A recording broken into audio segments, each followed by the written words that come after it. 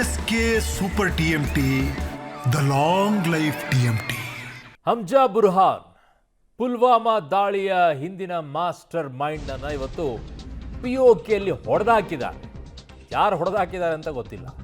ಪುಲ್ವಾಮಾ ದಾಳಿಯ master mind Matash ಆಗಿದ್ದಾನೆ. Most wanted ಉಗ್ರನ ಮೇಲೆ ಶೂಟ್ ಔಟ್ ಮಾಡಲಾಗಿದೆ. ಪಾಕ್ ಆಕ್ರಮಿತ ಕಾಶ್ಮೀರದಲ್ಲಿ ಹಮ್ಜಾನನ್ನ ಹತ್ಯೆ ಮಾಡಲಾಗಿದೆ. ಅಪರಿಚಿತ ಬಂದೂಕುದಾರಿಯಿಂದ ಹಮ್ಜಾನ ಹತ್ಯೆಯಾಗಿದೆ. ಪುಲ್ವಾಮಾ ದಾಳಿಯ ಮಾಸ್ಟರ್ ಮೈಂಡ್ ಮಟಾಶ್ ಆಗಿರೋದು ಇತ್ತೀಚೆಗೆ ಸಿಕ್ಕಾಪಟ್ಟೆ ಟ್ರೆಂಡಿಂಗಲ್ಲಿರೋದು ಇದೆ. ಯಾರೆಲ್ಲ ಭಾರತದ ವಿದ್ರೋಹಿಗಳಿದ್ದಾರೋ, ಭಾರತವನ್ನು ಟಾರ್ಗೆಟ್ ಮಾಡಬೇಕು ಅಂತ ಇದ್ದಾರೋ, ದಾಳಿ ತಪ್ಪಿಸ್ಕೊಂಡಿರೋದಾರೋ ಅವರನ್ನೆಲ್ಲ ಹುಡುಕಿ ಹುಡುಕಿ ಹುಡುಕಿ ಹೊಡೆಯುವಂಥ ಕೆಲಸವನ್ನು ಈ ಅಪರಿಚಿತ ಬಂದೂಕುದಾರಿಗಳು ಮಾಡ್ತಾ ಇದ್ದಾರೆ. ಯಾರಿವರು, ಯಾರ ದುರಂಧರರು ಅನ್ನುವಂಥದ್ದೇ ಈಗ ಬಹಳ ಬಹಳ ಯಕ್ಷ ಪ್ರಶ್ನೆ. ಬೇಡ, ಉತ್ತರ ಸಿಗೋದು ಬೇಡ ಆ ಪ್ರಶ್ನೆಗೆ.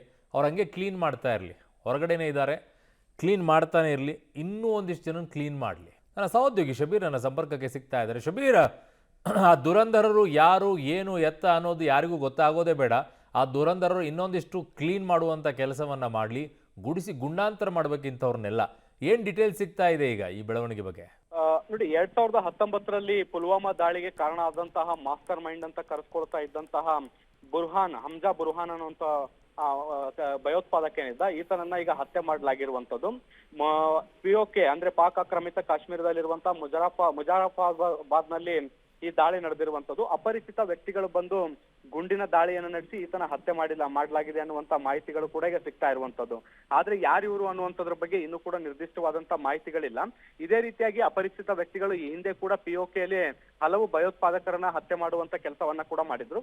ಅದರ ಮುಂದುವರೆದ ಭಾಗವಾಗಿ ಈಗ ಬುರ್ಹಾನನ್ನ ಕೂಡ ಹತ್ಯೆ ಮಾಡುವಂತ ಕೆಲಸಗಳಾಗಿದ್ದಾವೆ. ಅರುಣ್. ಓಕೆ ಶಬೀರ್, ನಿಮ್ಮೆಲ್ಲ ಮಾಹಿತಿಗೆ ಧನ್ಯವಾದಗಳು.